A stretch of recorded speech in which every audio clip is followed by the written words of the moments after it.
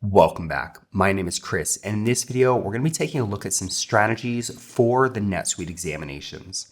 Now, at this point, I've done 6 prep courses just for NetSuite certifications, so I'm quite familiar with the various NetSuite exams, and you can tell they have a certain style, certain things that they like to do in their exams. So in this video, I'm going to be talking about specific strategies that apply no matter what test you're doing, whether it's Suite Foundation, the Accounting Professional exam, ERP Consultant, it really doesn't matter. All of these tests are multiple choice question tests, and so these basic principles apply regardless. Now, the contents of this video I do include in every single one of my prep courses as some basic tips when taking these examinations. So if you are interested in taking advantage of the full prep courses, you can check out the link below. But for now, let's get into the 3 strategies for approaching NetSuite examinations. And first off, it's the concept of establishing the question when you first come across it. So when you're doing a NetSuite exam, let's say there's 60 questions in the exam. They're not all ordered or grouped by certain subject matter. So you're not going to get a bunch of questions all about segments and then a bunch of questions about period closing. You're going to get questions all over the place. So as you move through the exam, it's really important when you read the question to really establish what is the subject matter you're dealing with. Because a lot of times there will be implied context that you need to extract from the question. Generally, the questions are quite short. It might be one sentence. So you have to fill in the blanks about what is the scenario, what is the process flow, what are we talking about before you start getting into the answers. Additionally, on some of the other examinations, especially the higher level exams like the administrator, the ERP consultant, any of the professional level exams, they often have even longer questions that provide full scenarios that you need to then basically break apart and choose the best option. So on those questions especially, not only are you trying to get a quick gauge of what are we even talking about, but you need to break apart, and I'll give you an example of that later in this video, but sometimes they'll give you lots of pieces of information, but they'll still omit some critical pieces of info, and you need to break them apart, figure out what's important, what's not, and what the question's really asking about. So that's the first strategy. The second one is using the process of elimination. This is hands down the most important thing you can utilize when doing any kind of multiple choice exam. The concept of process elimination is that, let's say you have 4 possible answers and you need to choose one. You're not trying to choose the correct answer. That's not your primary objective. Your primary goal is to remove as many wrong answers or unlikely answers as you possibly can.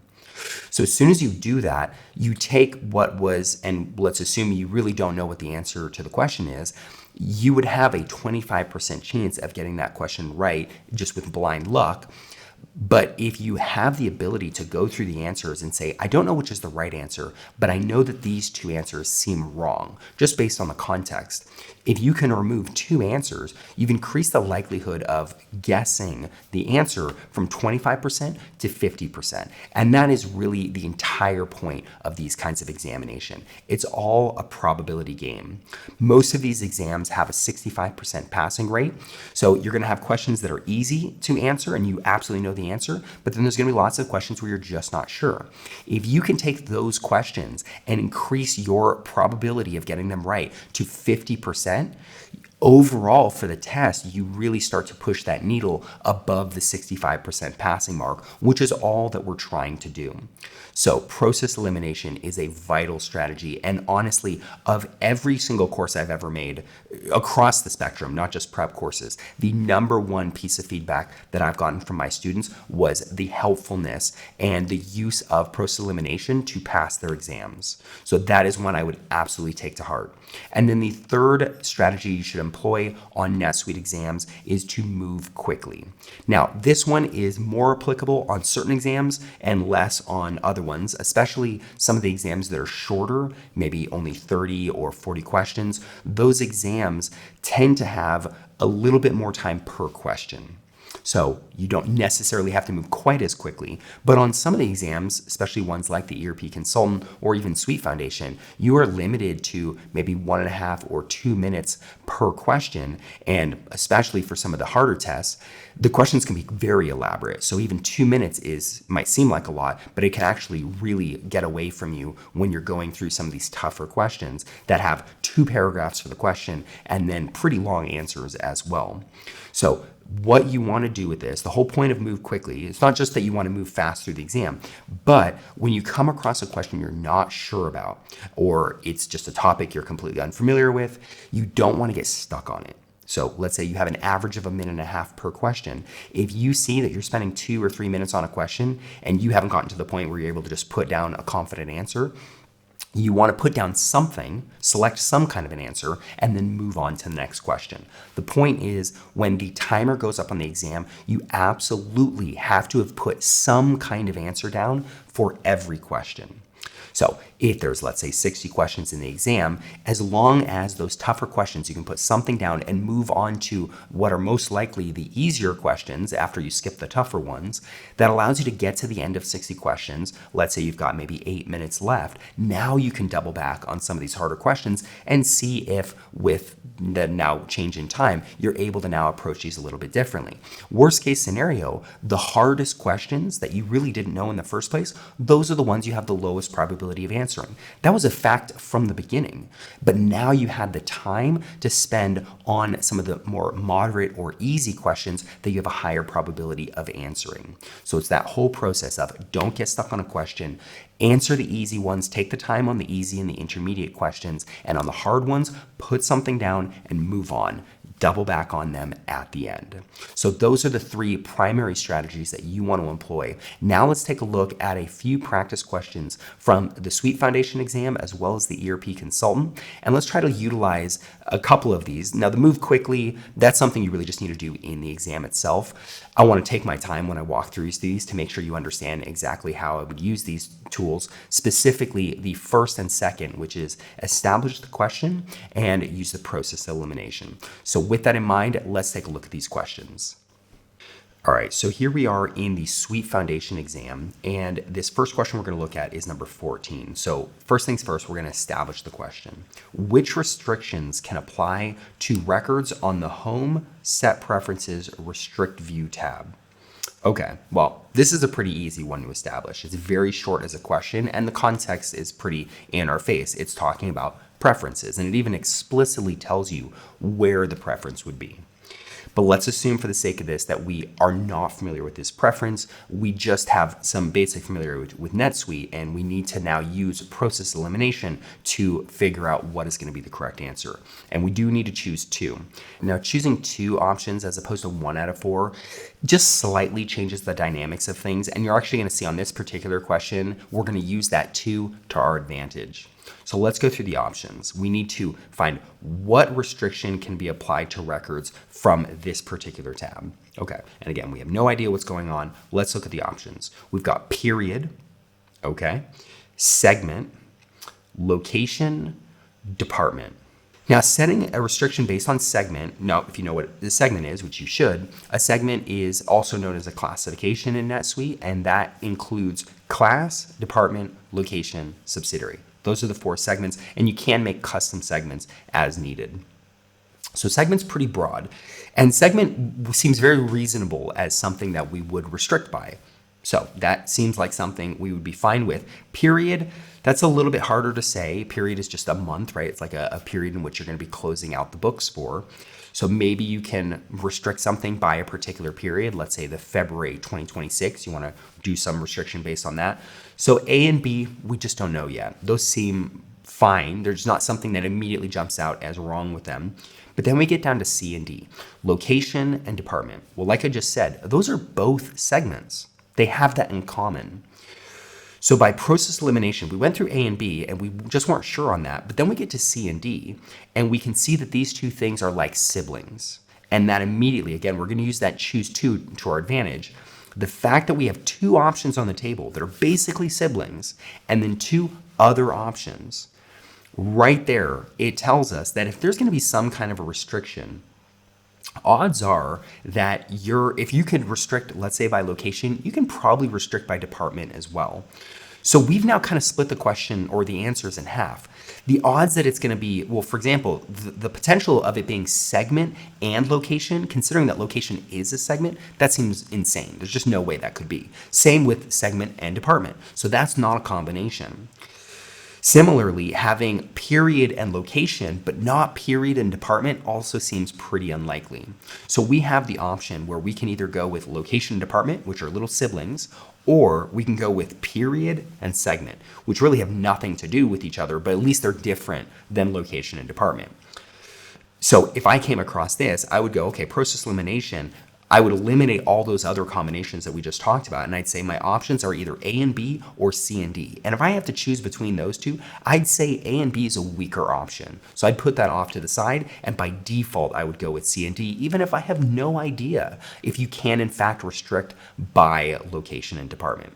Of course, the answer is that you can restrict not only by location department, but also by subsidiary and class. Any one of the segments can be restricted. So in a way, it's almost like B is a correct answer. It's just too general. It's actually restricted by any one individual segment. So that's question 14. Let's come down to another one that I selected out of this exam, which is number 24. This is another good example where we can come across a question we just really have no idea how to approach, but by using process elimination, we can take off at least a couple of the options. So let's first establish the question. It says, what is the purpose of selecting unsubscribe to marketing by default under marketing preferences? So if you're not familiar with marketing preferences, this might make no sense to you. You just don't even know what you're looking at. What I would do is establish this question. As soon as I get to the end, I'd go, okay, wait, it's asking about marketing preferences. Clearly some particular preference is being asked about. And just judging by what's capitalized here, it looks like there's a preference called unsubscribe to marketing by default. That's one preference. So then it's asking, well, what is the purpose of that preference? Okay, well, let's read that preference again. Unsubscribed to marketing by default. So clearly there's something where there's a marketing campaign or marketing strategy, and we want the default to be that more likely the customers are unsubscribed to whatever that marketing thing is. So that's the establishment. Now let's go through the possible answers. A, to enable the global subscription status field on the customer record. This preference is apparently going to make a status field for subscription enabled, meaning it could be either yes or no, subscribed or unsubscribed. That seems unlikely because the preference we're talking about is specifically unsubscribed. So just turning on or enabling a particular status field doesn't seem like a great option. I would take that one off the table. We then get to B, to set the global subscription status to soft opt-out once a new customer record is created. So again, let's assume we don't know what that is really saying, but we can basically piece apart from the answer that it's saying when you create a new customer record, it's going to set the global, meaning covering broadly or overall, subscription status to soft opt-out. Okay, and obviously that has some meaning. We just don't know what that is. So that could be. We don't know for sure. Certainly, by saying soft opt-out, that seems like it fits in with unsubscribe. So that seems like a decent option. We're going to leave that one on the table. We then come to C. Existing customers are updated from soft opt-in to unsubscribed. Okay, so we got customers that are already in the system. Well, that's going to take them from having a feature or status of soft opt-in, and it's going to switch it to unsubscribed. That definitely seems like right in line with what we're talking about. So that one I'm definitely going to leave on the table. Then we get to D, to enable the campaign subscription center link under home dashboard setting. Gives us a whole path for where we're going to find the campaign subscription center link. Now, look back at the question. We're looking for a particular preference that's about unsubscribing from marketing by default. What does that seem to have anything to do with campaign subscription centers? I mean, obviously they both have the word subscription in them, but there's just two totally different things. One is talking about unsubscribing customers. Another one's talking about an entire feature. Just doesn't have anything to do with it. So we could pretty confidently take A and D off the table, even if, we don't know at all. We have really no idea exactly what this preference is going to do. So A and D are clearly not a good option. B and C are quite strong. Now you might feel like C is a stronger option. It seems to be a little bit more explicitly what we're looking for, but They both seem like decent options. You could flip a coin. You could go with C if you want. At least you have, relatively speaking, a 50% chance of getting this question right. Now, in this particular example, it actually is B. It's not about modifying existing customers. It's about simply any new customers coming in setting their default status. So that's 24. Let's now jump over to the ERP consultant exam. The reason I want to grab this one in particular is because, as I said earlier, the ERP consultant exam tends to have longer questions, more elaborate, and especially more confusing. Missing pieces of information, unnecessary pieces of information, sometimes very poorly written questions. You will run into these kinds of things. So how do you establish the question? Well, let's go through piece by piece. It says a customer uses custom fields to track recall information about their items. The quality manager needs to know when values have changed and by whom. Some of the data for the item recall is provisioned by vendors in CSV format. Which CSV option should be selected when importing the updated information about the vendor? Okay, that's a lot of data. And honestly, a lot of it's unnecessary. So let's try to parse through this and figure out what is it asking exactly and what's necessary and what's superfluous data. First off, a customer. Okay, now when we say the word customer, and this is where I say the questions are sometimes poorly worded, you hear the word customer and you think that means we're a company and we have a customer. But as you go through the question, you realize the customer is us. We are the client company that are trying to do something in the system. Or you could say the customer is the company and you're a consultant for that customer. So with that, there is a customer that uses custom fields to track recall information about their items. Now, to be honest, especially as we go through the question, the used to track recall information about the items, that piece of the sentence is completely unnecessary. We don't care what this custom field is for. As you see when we get to the next question, it says all we need to know is when the values change and by whom. That is really what we're getting at. We have a custom field and we want to know when it changes and who changed it. That's it. So things like, well, this is a custom field to track recall information. We don't care. The fact that the quality manager needs to know, we don't care. It doesn't matter. We don't care if the president wants to know. We just know we've got a custom field and we want to know when it changes and by whom. Next sentence as well. Some of the data for the item recall is provided by vendors in CSV format. That sentence is unnecessary because as soon as we get to the final sentence, we see that we're talking about a CSV import. So we already know that that's the circumstance. We don't need all of that information that was just kind of cluttering up this question. And this is a perfect example where it's easy to read a question like this and go, I have no idea what they're talking about. I'm not familiar with recall tracking information. I don't know what a quality manager does exactly or anything particular to that role, but that's totally fine. That's not what we're getting at. We just want to know when a custom field changes and by whom.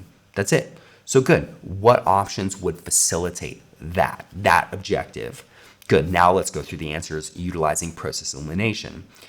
So first off, we have add and overwrite sublists. Okay, it just isn't specific enough from what we're talking about. Maybe you would want to overwrite some sublists, but does that give us the ability to track what's happening? Not really. So I'd take A off pretty confidently. Then we get to B, add and log system notes for custom fields. Well, this seems way more in our ballpark. We're talking about custom fields, so that's great. And then we see the thing log system notes, and that's what we want. We want some kind of log, some kind of an audit trail for what's happening with a custom field so that we can see when did it change, who changed it.